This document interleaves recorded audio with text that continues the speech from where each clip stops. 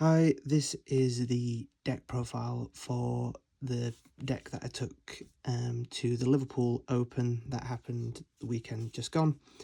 I came 22nd, x-2. Unfortunately, my tiebreakers were some in the early rounds, so it ended up pushing me down to sort of like the bottom end of the x-2s. But great weekend overall. All my opponents were lovely. So shout out to all of them. Shout out to Gamers Lodge as well, who ran the event. Lovely sort of team over there, and they ran it very smoothly. To say it was obviously 10 rounds and quite a long day. But yeah, getting into the profile.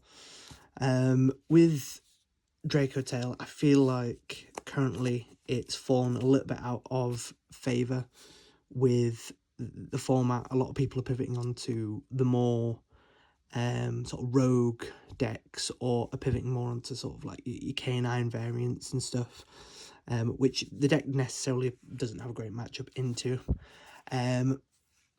However, that's obviously affected some of the non-engine choices as well. But yeah, into the deck. So you got your standard sort of ratios for the Dracotail. So 3 Lucius, 3 Femina, 2 Urgula, again just to help more in the Dracotail matchup, and then obviously one of the rest. I don't think there's much difference. I know some people obviously bump this up to 3.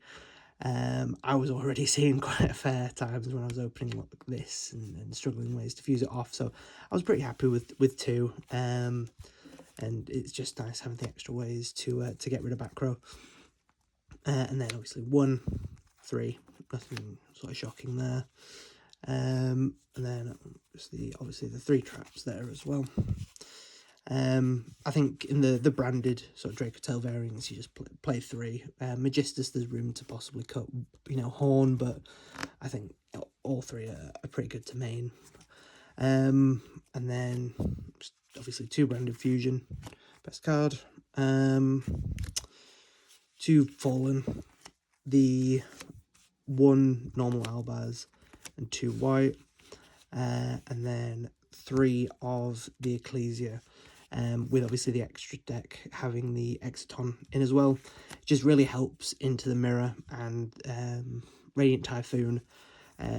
Those sort of decks you can beat with just engine cards, but the other decks you can't. If they go off uninterrupted, you're not really beating them with engine. But so again, obviously that was the idea with the engine cards, more based around beating those decks, and then obviously the 1 Cartesia. So then non-engine, 2 Veiler, 2 Droll, and 2 Nib. Again, obviously with the idea of beating the more unfair decks. Expecting quite a lot of like Magnet Warrior, a lot of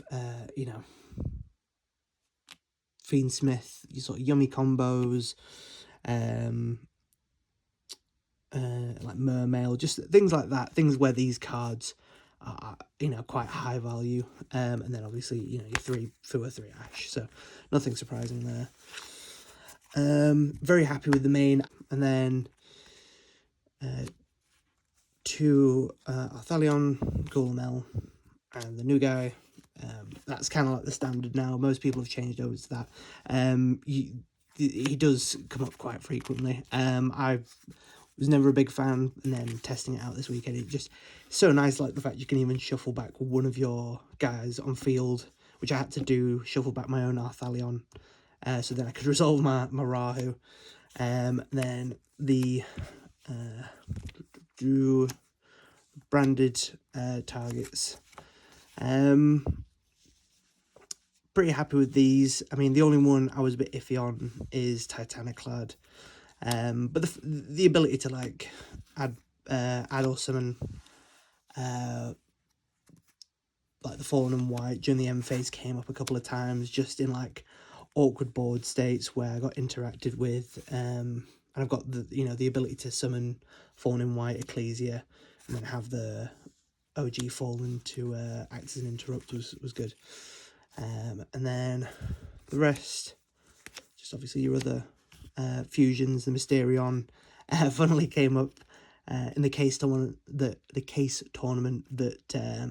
they hosted the Friday, where I was against Dark Lord, and they summoned the tokens, and I ended up banishing 4, which first time I've ever done that amount with Mysterion, so that was quite funny. And Ecclesia and Exodon. So yeah, nothing too extravagant with the extra deck. It was pretty standard for what's going about currently.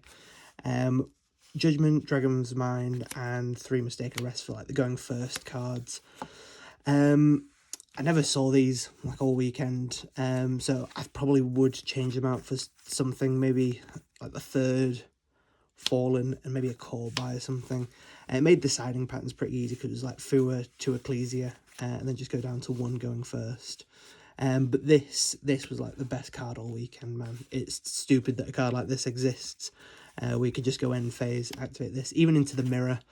The ability to just stop Lucius and Ketu. It's even worth it into the mirror because of how good those cards are, especially Ketu into Broad Breaking. So, and then you got 3 Go Spell for the mirror going second. Just put those in to replace the the bad cards like Droll and stuff.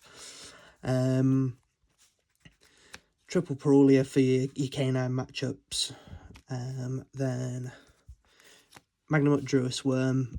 Again, I was expecting quite a few Magnet Fiendsmith and Yummy Fiendsmith, or just Yummy in general, like piles. And these, are just very good hitting the Snatchy, hitting Engraver, things like that. Didn't see them too often. I think maybe once. But, if I did see them a bit more often, they would have been good. And then Pank, D-Fish is still a card. Shouldn't be, but it is. And you've got to play it. So, I also did put this in going second into the mirror. Just, you can go summon, pop Secretarion, pop Flame, and then play from there.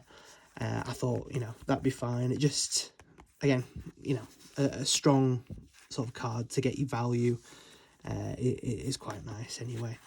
But yeah, and that's the profile. So any advice or any thoughts on the list is much appreciated. I'm more doing this just to keep track of my own record and track improvements and see how things get along. I'm hoping to obviously improve as I get going and see if I can do well at Nats and maybe Euros if I attend. So thank you again, and goodbye.